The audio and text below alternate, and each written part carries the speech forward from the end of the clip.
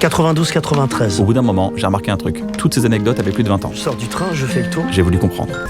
Là, il m'a raconté qu'à l'été 98, il avait vécu un des meilleurs moments de sa vie. Et un des pires moments de sa vie. Je me casse, Jean-Jacques. Tu me fais chier. Il avait besoin de s'asseoir 30 secondes. Il s'est assis 20 ans. D'abord j'ai eu peur, j'étais pétrifiée. Comment pourrais-je vivre? Jean-Jacques, un nom, un personnage, une légende. Dans Bref 2, il incarne nos échecs, nos regrets, nos rêves brisés avec une justesse qui fait autant rire que réfléchir. Mais pourquoi ce personnage nous touche autant? Pourquoi ces mots résonnent-ils si profondément en nous? Aujourd'hui, on plonge dans l'univers de Jean-Jacques pour comprendre pourquoi il est devenu un miroir de nos vies. Depuis la sortie de Bref 2, sa popularité n'a fait que grimper. Et pourquoi? Parce qu'il est relatable. Il incarne nos doutes, nos échecs et cette petite voix intérieure qui nous dit « Et si j'avais fait un autre choix ?»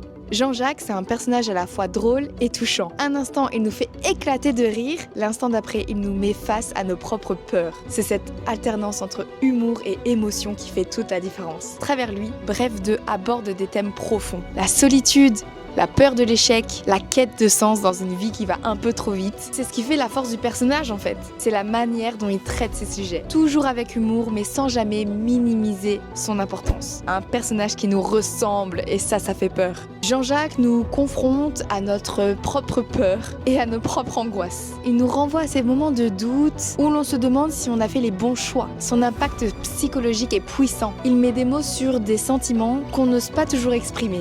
Il illustre ce tiraillement par l'envie de réussir et de trouver sa place où tout va trop vite. Du coup, en regardant ce Jean-Jacques, on se sent à la fois acteur et spectateur de notre propre vie, paralysé par la peur de l'échec. Et sur les réseaux sociaux, les témoignages se font nombreux. Jean-Jacques, c'est moi, il dit tout haut ce qu'on pense tout bas, preuve qu'il touche une corde sensible finalement. Il incarne nos contradictions, nos aspirations, nos peurs. Il est à la fois cynique, vulnérable, drôle et tragique. En somme, il est humain en fait.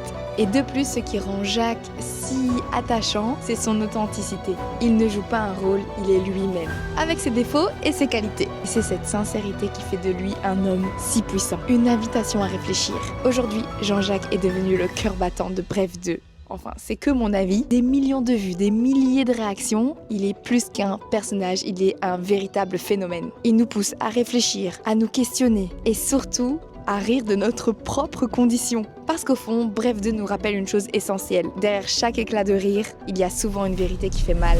Bref, j'ai adoré la série et j'ai adoré le personnage qui est Jean-Jacques. Et toi, dis-moi quel est le personnage qui t'a le plus touché et la phrase qui t'a le plus marqué.